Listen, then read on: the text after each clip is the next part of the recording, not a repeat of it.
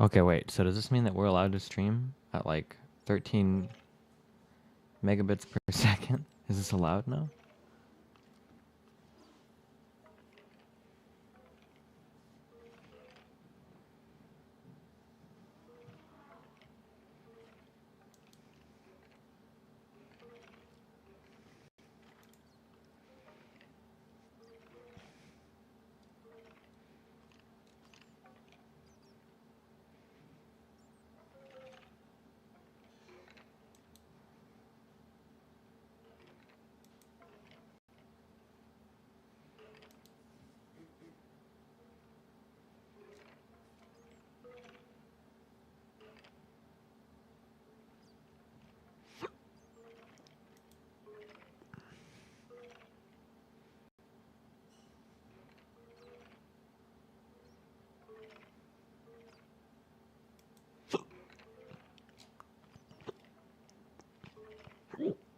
Well,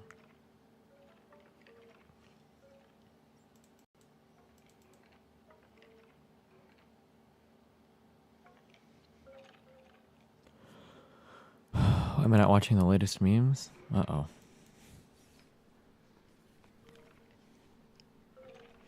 Wait, is this started? Or are we still waiting for it to start? Is there a C-SPAN link to this?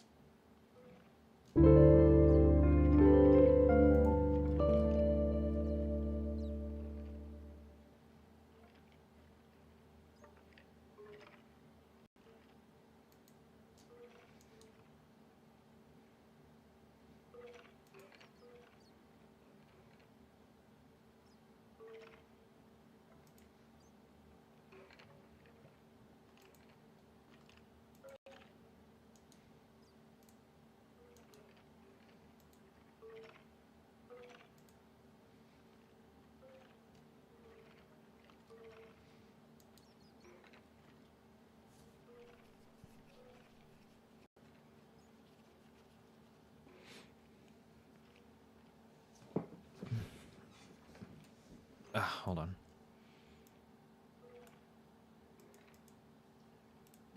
Well, hey, what's up, buddies?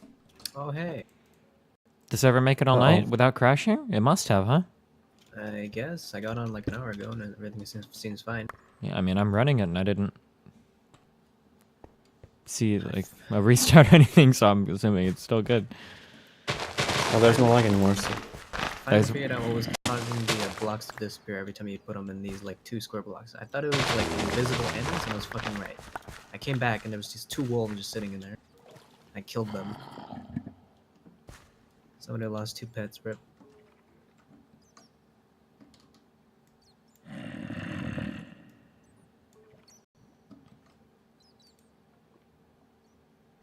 Now, did you purposely stay online just like do you have to stay online to keep the server up? I don't think so, or are you just doing it to be #1 time played? Oh, I was doing it because I planted crops and I wanted to. Oh, there is a scoreboard for time played. Well, now that you mention it.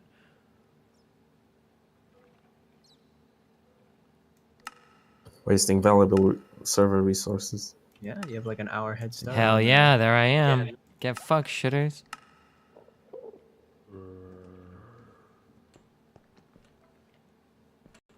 There we go, everyone start joining. Oh no, it was doing so well. Wait, oh shit, so if I go to mine, it's like not laggy at all or anything now? So how many people are on right now? Oh, like 13? It's not bad. Oh wow, when I mine blocks, they like are mined.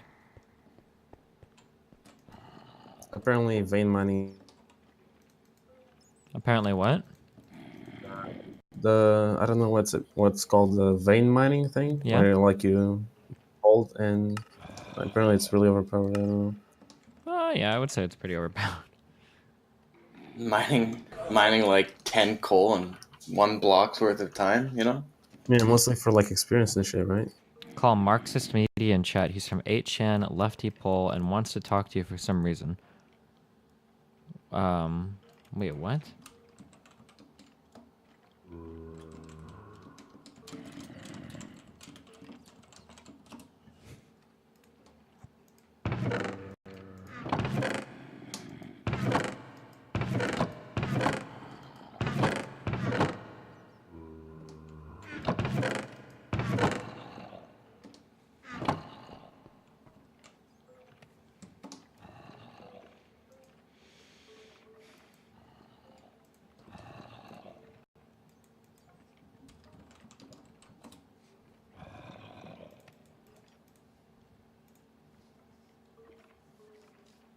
Why do you guys post threads like this? You guys know when you post threads like this, it looks like I'm the one posting the thread, right? Like, it makes me look like a retard, right? Does anybody want to come debate this Eben YouTuber and shit? Like, it looks like I'm the one posting these threads, right? Or maybe I'm just saying that now to make it sound like,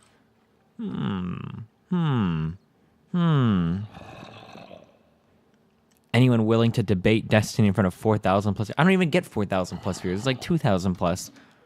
You guys are fucking retarded.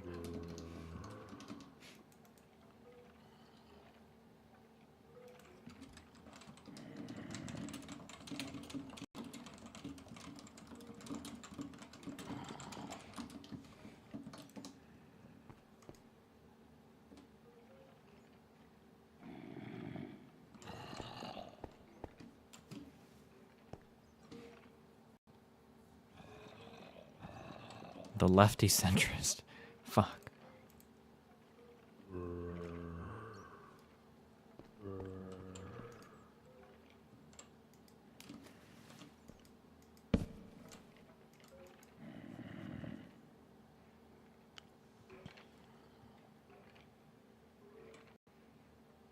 What are my thoughts on the Nintendo Switch? I don't know. Did you up your bitrate? Chat seems so clear on medium settings today. Oh, I can't do fuck all about medium settings. Maybe Twitch changed how they handle medium settings? Destiny's from a new political group called the Alt-Centrists. Oh, shit. Oh, Monster don't even like when I kill him. Oh, wow, nice fucking memes. Oh my god, and food doesn't like when you eat it.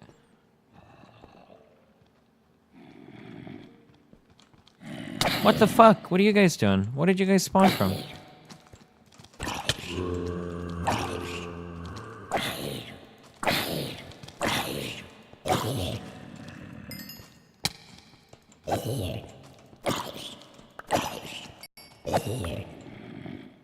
That field one will never be on the top of the leaderboards for monster kills because fuckers camp those mob spawners for like 10 minutes and get like 1,000 fucking kills. Rip.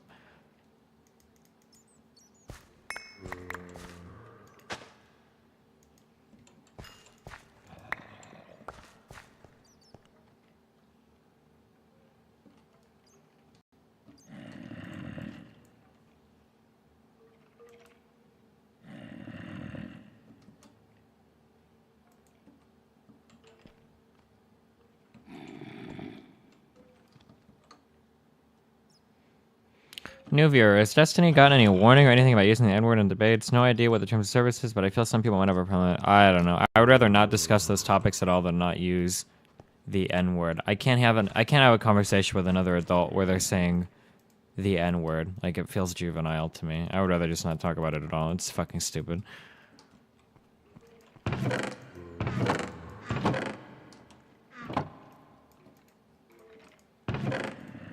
What are we doing? Oh, I need to make paper. Okay.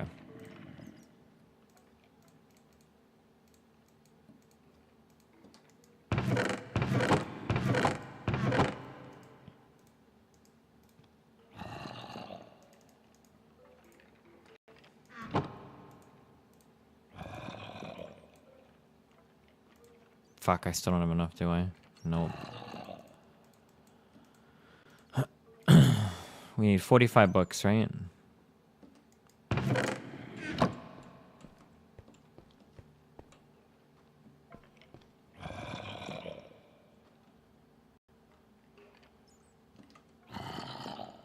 Destiny.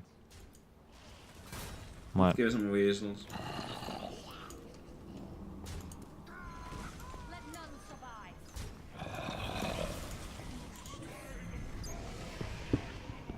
Wait, what?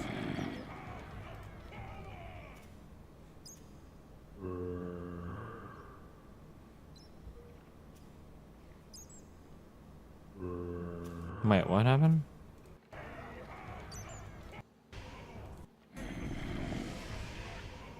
Wait, what?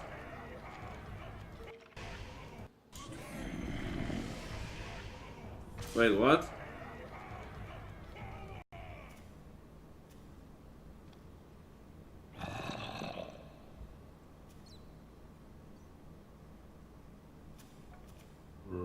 Wait, I don't understand. Did he get control of that minion for like no reason or something?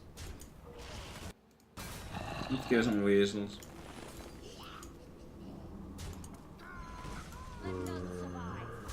Oh. Wait, what? Because he attacked before. I don't know, I guess. Did he just misplay?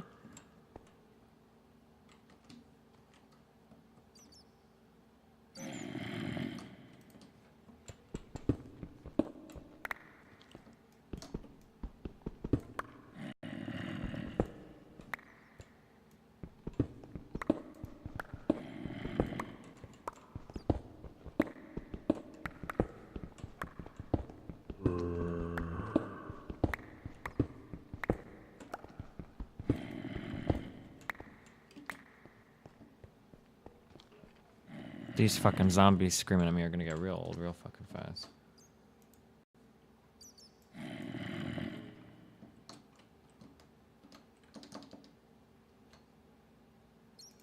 When does this shit start?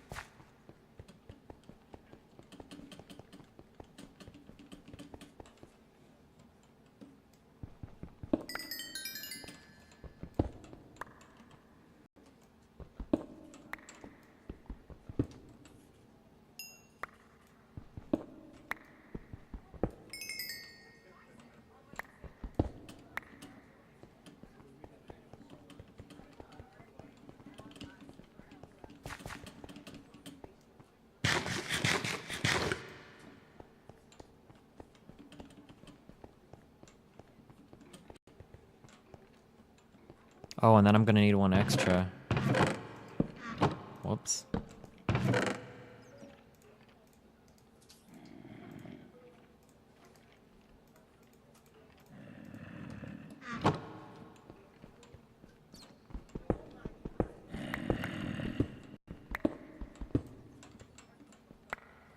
Oh, well, we got some server lag, boys.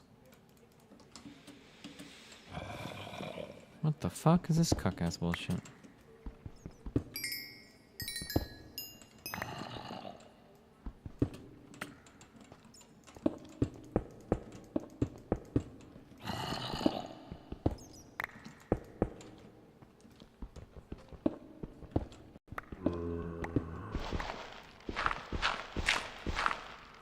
Apparently I'm talking to some Marxist dude or something, I don't know, pretty soon. I have no idea what we're talking about. When I have discussions with people, they're normally organic. Like I try to find somebody that's disagreeing with me about something on like Twitter or something. I don't usually like seek out people to debate, so I don't know what I'm even going to be talking to this guy about, but oh boy.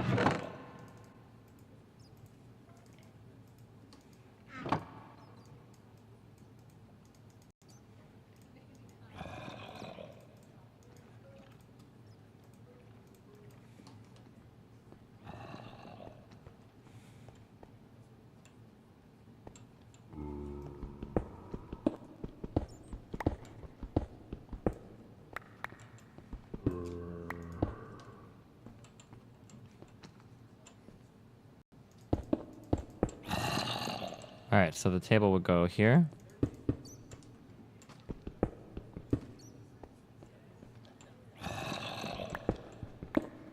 What am I doing right now? I'm building an enchanting room.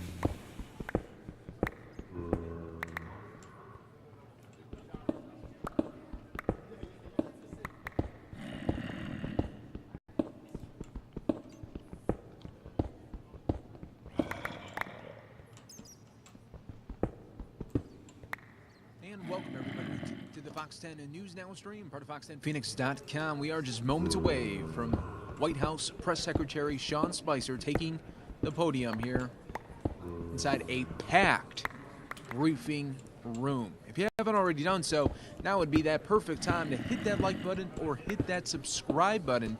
That way you'll always be in the know when we are covering breaking political news. We do stream Monday through Friday, 9 a.m. to 9 p.m. Welcome to the Fox 10 News Now stream.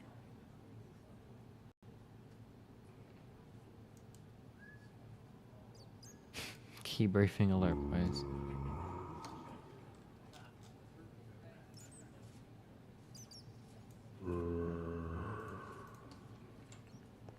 All right, what's up, buddy? Oh, do you hear me? Yeah, I can hear you. Oh, sweet. Okay. I don't know. I mean, I don't really have like beef or anything. I just like sent you a message because I thought you were seeking out like this people to debate with or whatever. No, typically somebody says something that I see on Twitter that's really retarded, and then I'll pull them on to talk about what the dumb shit they said was. It's usually how it No, goes. fair enough. It's alright. It's a little loud. Let me just change my settings a bit.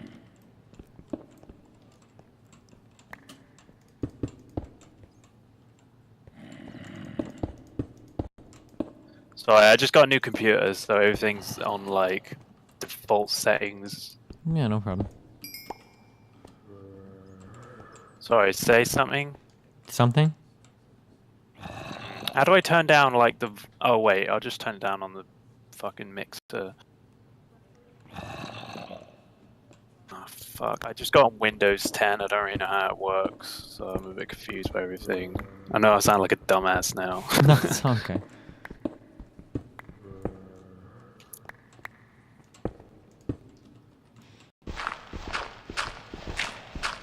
For those of you in the chat room right now, give us a prediction. What do you think? Do you think this press conference will last for more than an hour or less Ri- than an hour? Let us know your thoughts. A what?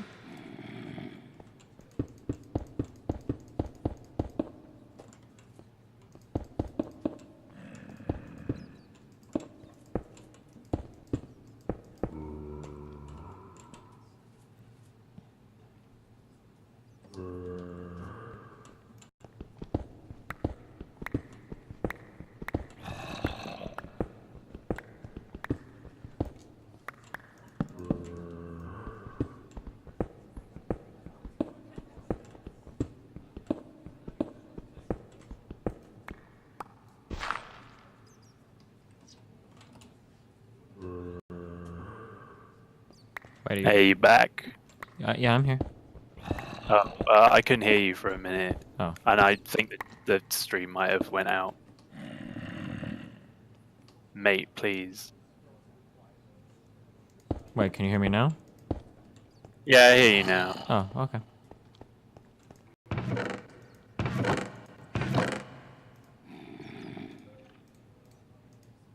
Okay, so yeah, like I say, I think that I'm not really an anti-fascist, but I think punching Nazis is a good thing. So, Whoa, shit. Oh, we're on that topic. well, I mean, it's not like that's the hill I want to die on or anything, but you know, if you want something to argue about, then I guess we can talk about that.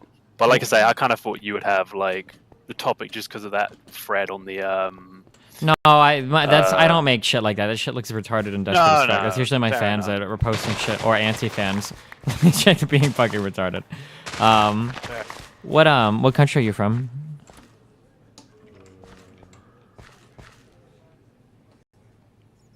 Wait, can you hear me? Oh shit, I see your microphone thing lighting up, but I can't hear you. Hold on, I'm gonna pop into another channel, see if it's on my end or not. Is it No, crop? just increase. Okay, I can hear other people. I think the problem is on your end. I think. Oh, I can hear you, but you're very, very, very quiet. Ah, Oh, now I can hear you a little better. fucking hell. I said that beforehand. Too quiet. Are you using a microphone with a 3.5 millimeter jack? Oh, fuck. No, you know what? Wait. No, I'm using USB. Oh, because it sounded like a loose jack would explain it, but yeah, I don't know. I don't know. It might be the thing in the back. Yeah, I'm sorry, everybody. I should have set this up beforehand. But I just was like on a whim. I decided to be like, hey, I wonder if you want to debate someone.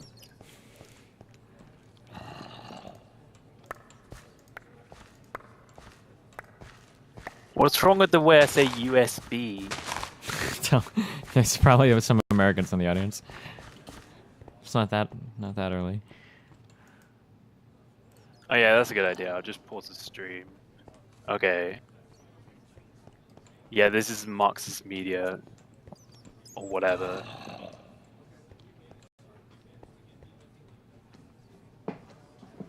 Just fix the problem. Thanks for that. That's really helpful. You hear me now? Yeah, I can hear you. Yeah, you sound okay. Oh, okay. Well, there we go then. Okay, so the chat is going crazy. Yeah, who's PogChamp? People keep saying PogChamp. I think that's a meme from Twitch. It's just some retarded shit people type when they have nothing else to say. Okay, so anyway, yeah, no, I thought that you had like a bone to pick or something. You were like, but no, yeah. I mean, we can talk about it if you want. Maybe you could change my mind on it. I'm on the general state of mind that I don't think that being violent towards people that you disagree with is a generally good idea. I think it devolves into bad things. No, I mean, I can understand that, but I mean, still, it's Nazis, you know. So, I mean, I feel like fighting Nazis is kind of our patriotic duty as, you know, liberal-minded people. And it's like, it's not like they believe in freedom of speech either. They just, you know, I don't think anybody really believes in freedom of speech. They just say they believe in it when it's people on their side getting attacked. Yeah, but isn't that kind of what you're saying then? If you think it's okay to punch Nazis because, quote unquote, they're Well, Nazis? exactly. So, I mean, I'm honest about it. Oh, I guess so. I mean, I am a big freedom of speech person. Like, really, I think it's really important.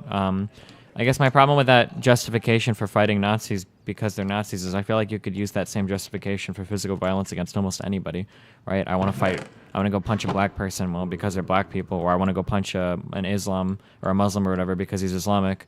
Like, I feel like that same justification can be carried over to justify a lot of bad stuff, you know?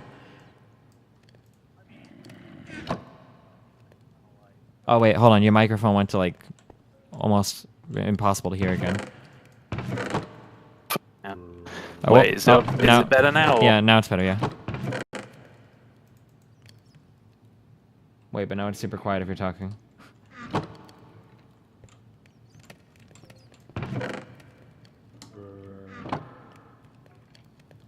I can't hear you if you're talking right now.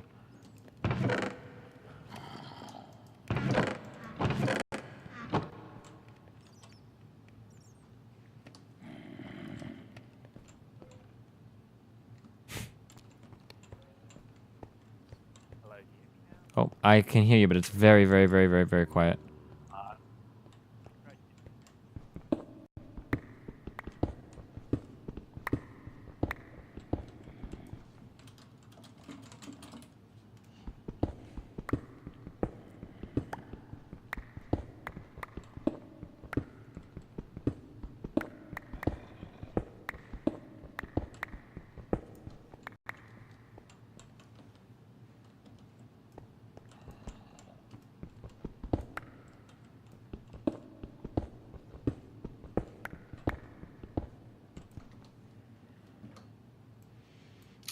All right, hello? Hi. Hey, what's up? Hey, sorry. I'm looking like a super fucking idiot right now. No, it's all good, buddy. Okay.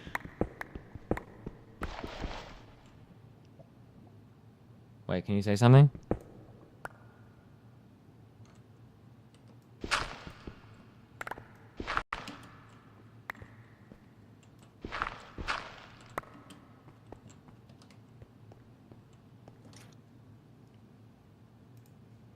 Okay, I'm gonna like try to change my USB port. Okay.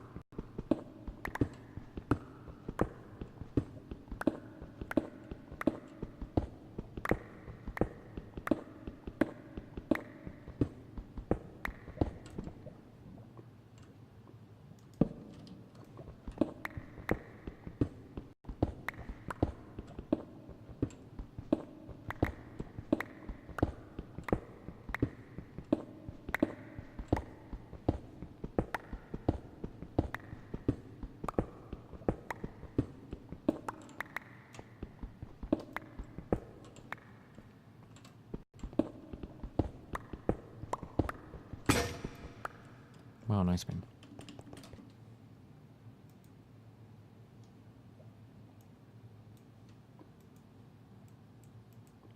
Well, hello. I dragged you back in.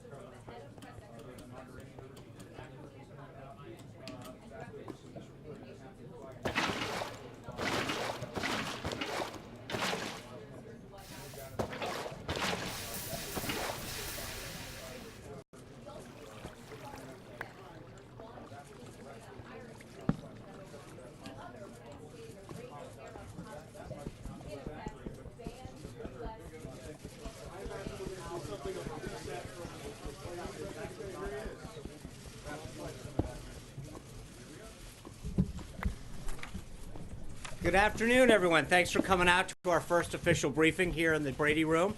I was going to start with a little recap of the inauguration, but I think we've covered that pretty well. By the way, just as I get started, I know that Josh Earnest was voted the most popular press secretary by the press corps. So after checking my Twitter feed, I shot Josh an email last night letting him know that he can rest easy, that his title is secure for at least the next few days. Let me begin by saying that the president has been closely monitoring the severe weather in the southeast. He spoke by phone with Governor Deal of Georgia yesterday and offered his condolences and support.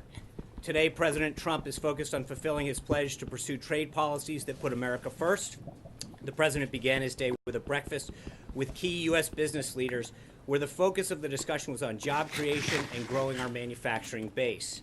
Business leaders who attended included Michael Dell, the founder and CEO of Dell, Jeff Fettig, the CEO of Whirlpool, Mark Fields, the CEO of Ford, Alex Gorsky, the CEO of Johnson & Johnson, Marilyn Hewson, the CEO of Lockheed Martin, Klaus Kleinfield, the CEO of Arconic, Andrew Liveris, the CEO of Dow, Mario Longhi, the CEO of U.S. Steel, Elon Musk of SpaceX and Tesla, Kevin Plank of Under Armour, Mark Sutton of International Paper, Wendell Weeks, the CEO of Corning, Chief of Staff Reince Priebus, Chief Strategist Steve Bannon, the Vice President's Chief of Staff Josh Pitcock, and Senior Advisor Stephen Miller. The breakfast was an opportunity for the president to hear directly from America's top business leaders about the challenges they're facing and take some suggestions about what policies and action can be taken to help them create jobs and grow our manufacturing base. The meeting included a really great exchange of ideas, and the president has decided to reconvene the group in a month and then have them meet on a quarterly basis. As you know, the president's vision is to negotiate fair trade deals that create jobs, increase American wages, and reduce America's trade deficit. He's appointed a tough and smart number of trade experts who will fight on behalf of American workers. With that vision in mind, the president has already taken several steps today. First, he issued a presidential memorandum withdrawing the United States from the Trans-Pacific Partnership. TPP is a multilateral agreement that includes the United States and 11 other countries. As the president has said many times, this type of multinational agreement is not in our best interest, and he's moving quickly to advance trade policies that increase the competitiveness of the American worker and manufacturer. This executive action ushers in a new era of U.S. trade policy in which the Trump administration will pursue bilateral trade opportunities with allies around the globe. This is a strong signal that the Trump administration wants free and fair trade throughout the world. Additionally, the president issued a memorandum reestablishing the Mexico City policy, stating that the United States will end the use of taxpayer dollars to fund abortions overseas, along with coercive abortion and sterilization practices. Finally, the president issued a memorandum outlining executive branch hiring. This memorandum counters the dramatic expansion of the federal workforce in recent years. In particular, it prevents filling vacant positions and creating new positions except when necessary to meet national or public security responsibilities. It does not apply to military personnel, and it ensures that the American taxpayers get effective and efficient government. Earlier in the day, the president spoke with Egyptian President El-Sisi. They discussed ways to deepen the bilateral relationship and support Egypt's fight against terrorists and bolster Egypt's homegrown and historic economic reform program. President Trump underscored the United States remains strongly committed to the bilateral relationship, which has helped both countries overcome challenges in the region for decades. The president committed to continuing military assistance to Egypt and working with Egypt to ensure that assistance most effectively supports the Egyptian military's fight against terrorism. The president also commended President El-Sisi for his courageous steps to address Egypt's economic challenges and offered to discuss ways the United States could support Egypt's economic reform program. Finally, the two leaders discussed a visit to the United States in the future. The president then had lunch with the vice president, where they recapped this morning's meetings and discussed next steps. They also had discussed plans to advance the president's legislative agenda to make America safer and more prosperous. Also today, the president signed designations for acting heads of executive departments and agencies to maintain continuity in those critical positions. At 3 o'clock, union leaders are my bookshelves not positioned correctly? The president to discuss his pro-worker agenda. Attendees include Tom Flynn, the United Brotherhood of Carpenters, Sean McGarvey, president of the North American Building and Construction Trades Department, Terry O'Sullivan, General President of the Laborers International Union of North America, Mark McManus, the General President of the United Association, Donald Mullins, Steamfitters United Association Local 602, Frank Spencer, United Brotherhood Carpenters, Doug McCarran, General President, United Brotherhood of Carpenters, Mark Coles of Iron Workers Local 5, Joseph Sellers Jr., the General President of the Sheet Metal Workers Union / Smart Union, Thelma M. Matta, the Heat and Frost Insulators and Allied Workers Local 24. Chisel bookshelves Mark don't work? I don't have Yankowski, chisel United bookshelves. Association Local 5, Stephen Dodd, the Sheet Metal Workers Union / Smart Union, Gary Massino, the Sheet Metal Workers Union Smart Union. The president has been These are all honored to Quirk. receive tremendous support from union working men and women on Election Day, and he's dedicated to growing and deepening. And they work to their some support. extent. It sees all He of them made it a except for priority 2, I to think. meet with these union workers on our It should working only day need 1 here 15. in the White House. The offshoring of American jobs and lack of economic growth in recent years has hit American workers particularly hard, and the president's top priority is to retain and attract American jobs, which have already seen happening through his actions on Carrier, Sprint, General Motors, and so many more. That's not true. At 5 o'clock, the president will host a bicameral bipartisan meeting with leaders here at the White House that will include the vice president, the Senate majority leader, the Senate majority whip, the Senate minority leader, the Senate minority whip, the House speaker, the House majority leader, the House Democratic leader, the House Democratic whip, the White House chief of staff, our chief strategist, chief of staff to the vice president, and chiefs of staff from those respective offices. The purpose of the meeting is to get the president's agenda moving through Congress. The American people are frustrated with the lack of progress here in Washington, and the president wants no delay in addressing our most pressing issues. He's taking every step opportunity to forge strong bonds with congressional leaders on both sides of the aisle. One of the other subjects that's sure to come up is the status of his nominees during this meeting. It's important to note that at this point in 2009, President Obama had 7 of his nominees confirmed on day 1 and 5 more in the first week. As it stands today, we have 2. Democrats even held up the confirmation of CIA Director Mike Pompeo, needlessly leaving one of our most important national security agencies without its top leader on day 1. It's time for Senate Democrats to stop playing political games with the core functions of government and to allow President Trump's unquestionably qualified, talented group of cabinet nominees to get to work on behalf of the American people. Rounding out today's schedule, after the reception that I mentioned, he will have dinner with, or he have a meeting with the House Speaker, Paul Ryan. They will discuss the Republican legislative agenda and strategy going forward. Early in the day, the president nominated former New Mexico Congresswoman Heather Wilson as the next Secretary of the Air Force. She grew up in Keene, New Hampshire, and made history as part of the 3rd U.S. Air Force Academy class that included women. She earned her master's degree and doctoral degrees as a Rhodes Scholar at Oxford in England, and then served as an Air Force officer in Europe during the Cold War and on the National Security Office under President George H.W. Bush. As you know, we're all about big viewerships and large audiences here. So I want to tell you about an effort that we're undertaking here in the press briefing room to offer up more access to a group of journalists from around the country. Beginning later this week, I'm excited to announce that we're going to have 4 what we call Skype seats live here in the briefing room. This will open up the briefing to journalists who live beyond 50 miles of the Washington, D.C. area and to organizations that don't currently have a hard pass. As always, any organization is welcome to apply for a day pass. But we're excited to open up into the field and fold here a diverse group of journalists from around the country who may not have the convenience or funding to travel to Washington. I think this can benefit us all by giving a platform to voices that are not necessarily based here in the Beltway. Looking ahead, the president will have a breakfast tomorrow with the auto industry, including heads of GM, Chrysler, and Ford. He looks forward to hearing their ideas on how we can work together to bring more jobs back to this industry in particular. On Wednesday, the president will host a swearing-in ceremony from new Secretary of Homeland Security, new. John Kelly, and then on Friday he will do the same for Secretary Mattis at the Department of Defense.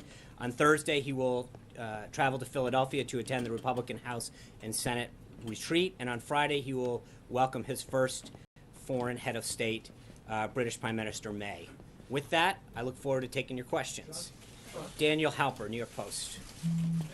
John, thank you. When will you guys commence the building of the border wall? When we what? When will you start building of the border wall? I think the president has noted that this was a serious priority of his throughout the campaign.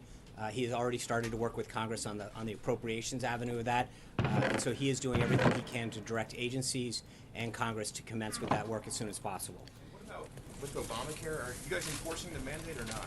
Enforcing the mandate? Yes. The Obamacare mandate. Kellyanne. I think, look, the president has made it clear that he's going to work with Congress to, and part of the discussion that he's going to have tonight with some of these leaders, and then again with Paul Ryan, is how we can work to implement both the repeal and replace aspects of this. Jennifer Wishon. So we're not getting anything about Obamacare. Today he chose to reinstate the Mexico City policy. What message is he sending here? Does he see the elimination, reduction of abortions as an American value? And also, here at home, can pro-life Americans expect him to put his signature on legislation that will defund Planned Parenthood? Well, I think the president, it's no secret, has made it very clear that he's a pro-life president. He wants to stand up for all Americans, including the unborn. And I think the reinstatement of this policy is not just something that echoes that value, but respects taxpayer funding as well, and ensures that we're standing up not just for life of the unborn, but for also taxpayer funds that are being spent overseas to perform an action that is contrary to the values of this president, and I think continue to further illustrate, not just to the folks here in this country, but around the world. Doesn't seem like you did the conference on Obamacare stuff. Well, the name of this thing is Obamacare Replacement, Patient Freedom Act of 2017. So is this not happening, or? He says that he would work through Congress to get a special something, we don't know what it is, for DACA recipients. And when can we expect that to happen? And also, when can we expect the White House Spanish site to be back up? Okay, two questions. Let me start with the latter first. As you know, we hit the ground running on day one. There was a lot to do, and we had done a lot of work on the website to make sure that we were prepared to get as much information up as fast as possible. We are continuing to build out the website, both in the issue areas, and then that area. But we've got the IT folks working overtime right now to continue to get all of that up to speed. And trust me, it's going to take a little bit more time, but we're working piece by piece to get that done. Why wouldn't they have this done beforehand? I think the president's been clear that he was going to prioritize the areas of dealing with the immigration system, both building the wall and making sure that we address people who are in this country illegally. First and foremost, the president's been very, very clear that we need to direct agencies to focus on those who are in this country illegally and have a record a criminal record or pose a threat to the American people. That's where the priority is going to be, and then we're going to continue to work through the entire number of folks that are here illegally. But right now, the clear focus is on that. Sean? Blake Berman, Fox Business. Hey, Sean, I want to ask you two questions. Back right. Two questions, money related. The president campaigned on the corporate tax cut rate of 15%. Hell yeah. When he met with the business leaders, he had mentioned that the tax rate would drop to somewhere between 15 to 20%. Is he moving the goalpost there in any way? And my second question is on government spending. There have been reports that you might be looking at $10 trillion over the course of 10 years. That's what all the estimates said, accurate? yes. And would you be willing to wrap up entitlements to get there? Well, I think first, I'll take the other one first, on entitlements or on spending. Look, I think you saw this with the hiring freeze. There's been, frankly, to some degree, a lack of respect for taxpayer dollars in this town for a long time. And I think what the president's showing through the hiring freeze, first and foremost today, is that we've got to respect the American taxpayer. They're sending us a ton of money. They're working real hard. Some people are working 2-3 jobs just to get by. And to see money get wasted in Washington on a job that is duplicative is insulting to the hard work that they do to pay their taxes. And I think that comes into your question in overall spending as well. We've got to look at how we're spending the American people's tax money. And so what the work that the landing teams have been doing is going into these agencies and departments and talking about ways that we can create greater efficiencies, eliminate duplicity, and maximize the tax dollar.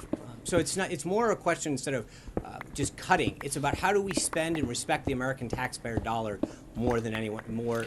If you wanted to respect the American taxpayer dollar, why wouldn't you actually do real cuts to these departments instead of just doing a random hiring freeze over all government agencies? And negotiator. It's pretty lazy. He's going to sit down and work with Congress to get the best deal possible for American businesses so that they can hire more people and we can expand and we can grow the economy. So he's going to work with Congress on that rate, but he understands better than anybody how to negotiate a great deal. And right now, he's going to negotiate the best deal on behalf of the American worker and on behalf of the American businesses that are hiring them. That was a lot of the focus that went on today, talking to these companies. And it was interesting. The meeting was only supposed to last an hour. It overflowed another hour in the Oval Office. And he kept asking them, what ideas do you have to grow this economy? What is preventing you from hiring people? What regulations are stopping you from conducting more business? What are the ways that we can give you more market access into, other countries around the globe? And I think that's if he asked them that question, then why did he leave the TPP? Regulatory environment that grows the Shit. economy and benefits the American worker. So it's not just about creating more jobs, but it's also about lifting up those jobs through higher wages. April Ryan. Sean, I have a couple of questions, if you allow me to take them one at I a will. time. Elijah Cummings, Maryland Congressman, Democratic Maryland Congressman, confirmed that President Donald Trump talked to him at the luncheon about the high price of prescription drugs. When is this meeting and going to be set, or is it coming up soon? And will the president be meeting with the full body of the Congressional Black Caucus as well as the Hispanic Caucus on issues related to those communities? Okay, let's take one at a time. I'm not aware of the conversation. I'm sure you've heard the president the last couple of weeks talk about the price of pharmaceutical drugs and the need to get those prices down and bring manufacturing back in the pharmaceutical industry to benefit the country. So it's an issue he's going to continue to work on. He understands as we reform health care, as we repeal and replace Obamacare, getting a hold of the cost of prescription drugs to give more people access to them, but also to allow greater access in healthcare, greater plans in healthcare. That's going to be a key part of it. So that's going to happen. I think, look, you're seeing with respect to the other meetings, it's day one, working day one here. He's going to start with the leadership. He's going to have a great conversation with them. But then I think you're going to see a variety of meetings, the Congressional Black Caucus, the Hispanic Caucus, small groups of meetings. He's someone who really enjoys that kind of conversation. I think you're going to see a lot of meetings occur, like the ones that you did today, the business leaders coming in, these union workers. And it's interesting. The president was asking these folks today, how many of you have been in the Oval Office? 3 of them raised their hand.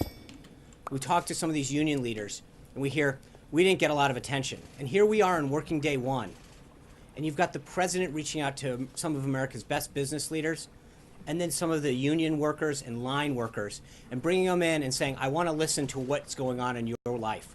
What can we be doing to help you? And I think that you're going to see a lot more of that, a listening president who's engaged in trying to figure out what policies and actions that he can take, that this government can take, that he can work with Congress to make people's lives better, to make their security better, to make their economic security better. But you're going to see a lot of that. That's who he is. That's what he did during the transition, and I think that's what he's going to do going forward. He appreciates the ideas and opinions that come through the Oval Office or in small groups, where he gets to share their perspective or their ideas or their opinions. I think that's what he's going to continue to do later this afternoon. Thank you. Julie Pace. I'm sorry, April. I'm sorry. I want to go back to what the gentleman said about the mandate, the New York Post gentleman. He said something about the Obamacare now and the mandate. With the numbers that you talked about, and it's been in the news from the inauguration day and the numbers Saturday, do you believe that you have the mandate to be able to force through what you had talked about, replacing portions of Obamacare that really subsidize the whole piece of it to help low-income people get health care? Well, I think what we have is a mandate to make health care more accessible and lower cost. That's what the American people were promised under Obamacare. And I think it's not a question about a mandate, and it's also not about forcing anything. It's about what's doing the right thing. It's about providing people what they've been promised, which is you go around this country and you look market after market, they're down to one plan. That's not what the American people were promised. Not only that, but in many cases you're seeing the rates go up 10, 15, 20, 30, 50%. That's not what they were promised either.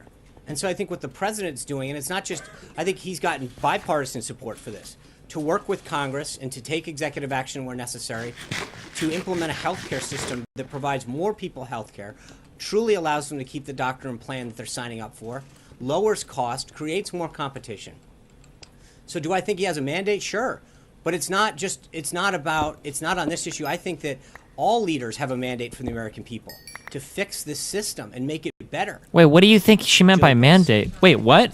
I don't. Is that what she was talking about? There's some discrepancy between what the Russians are saying and what the Pentagon is saying in terms of some potential joint action.